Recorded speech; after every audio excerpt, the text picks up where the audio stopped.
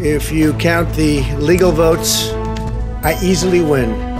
If you count the illegal votes, they can try to steal the election from us. And the pollsters got it knowingly wrong. They got it knowingly wrong. We had polls that were so ridiculous. They thought there was going to be a big blue wave. That was false. That was after the fact. That doesn't do us any good.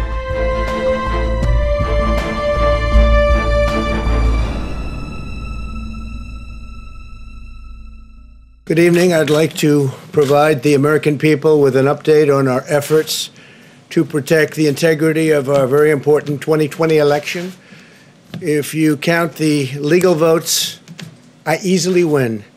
If you count the illegal votes, they can try to steal the election from us. If you count the votes that came in late, we're looking at them very strongly, but a lot of votes came in late. I've already decisively won many critical states, including massive victories in Florida, Iowa, Indiana, Ohio. To name just a few, we won these and many other victories despite historic election interference from big media, big money, and big tech. As everybody saw, we won by historic numbers. And the pollsters got it knowingly wrong. They got it knowingly wrong. We had polls that were so ridiculous, and everybody knew it at the time. There was no blue wave that they predicted. They thought there was going to be a big blue wave. That was false. It was done for suppression reasons. But instead, there was a big red wave. And it's been properly acknowledged, actually, by the media. They were, I think, very impressed. But that was after the fact. That doesn't do us any good. We kept the Senate despite having twice as many seats to defend as Democrats. And in a really much more competitive states, we did a fantastic job with the Senate. I think we're very proud of what's happened there. We had many more seats to defend. They spent almost $200 million on Senate races in South Carolina and Kentucky alone, 2 races, and hundreds of millions of dollars overall against us.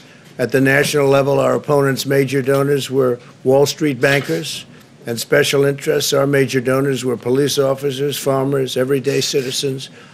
Yet for the first time ever, we lost 0 races in the House. I was talking to Kevin McCarthy today. He said he couldn't believe it. 0 races. Very unusual thing, 0. And actually won many new seats with, I think, many more on the way. This was also the year of the Republican woman. More Republican women were elected to Congress than ever before. That's a great achievement.